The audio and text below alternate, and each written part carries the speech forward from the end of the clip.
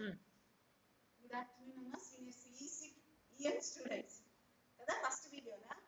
Okay. So we have completed two chapters in second year syllabus. That is Indian Constitution and historical background, and fundamental rights, directive principles of state policy. So third chapter is the Union Government. Cheppandi okasari Union Government third chapter. Important topics అన్ని కూడా మీరు చూడండి ఒకసారి. So Union Government consists or exercised by the three important organs of the government. So Indian government launched by which form of the government? Parliamentary form of government. So we had Union government had three important organs. One is legislature, executive, and judiciary. Kadamma meeku first time నేర్చుకున్నారు కదా.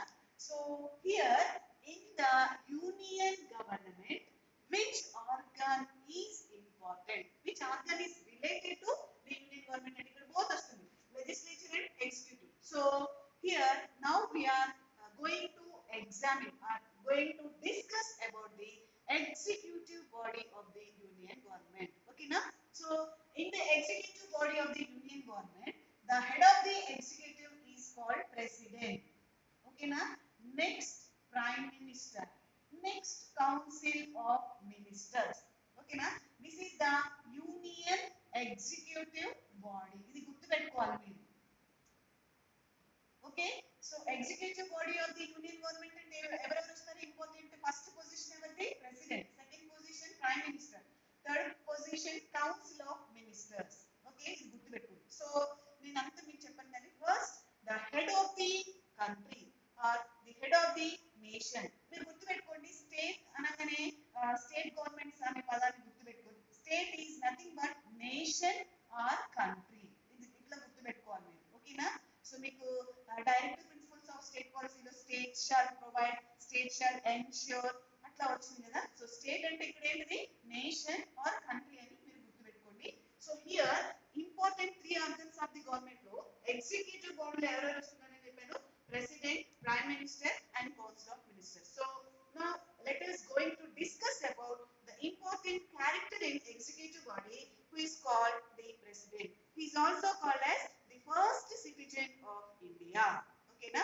So ikkada president powers and functions నేర్చుకునే ముందు మీకు first the qualifications of the president, election method of the president, salary and allowances of the president, removal method of the president, then powers and functions of the president. So let us going to discuss about the election method of the president. Okay na? Ever method చూస్తున్నామమ్మా, ever ఎట్లా election method ఏంటిది? President ది చూస్తున్నాం మనం. So election method of president, election method of president is called as electoral college. Okay na? How president of India is elected, or what is the method of the what is the election method of the president ante that is called electoral college. Cheppandi okasari, electoral college. So this is the election method of the president. So the electoral college consists of, okay na, electoral college followed by ఎవరెవరితోని ఈ college అంతా ఒక group గా form అవుతుంది అంటే చూడండి, let us discuss about the electoral college body members. Okay, so both houses of the parliament. Parliament అంటే మీకు both houses వస్తుంది. చెప్పాను కదా last year, Lok Sabha and Rajya Sabha. This type of body is called the parliament. Okay na? So both house of the parliament లో ఉన్నటువంటి members, there is a state legislative assemblies. 29 states ఉన్నాయి కదా ఇప్పుడు ప్రెసెంట్ గా. we had how many states madam? 31 states. So all state legislative assembly members, not legislative council members, but 31 states ఉండేటటువంటి legislative assembly MLAs అని అంటారు కదా, వాళ్ళు the elected members of the assemblies of Delhi and Pondicherry. These are called the union territories. How many union territories we have? Totally 7 union territories. Those are boundaries from the state. Then they are small in area and lesser population అని నేర్చుకున్నాం కదా. దేశం యొక్క సరిహద్దులకు దూరంగా విస్తీర్ణంలో చాలా చిన్నగా ఉండేటటువంటి నేర్చుకున్నాం మనము యూనియన్ టెరిటరీస్ అని నేర్చుకున్నాం కదా. So union territories are administrated by the lieutenant governors, not the chief ministers or governors. ఓకేనా.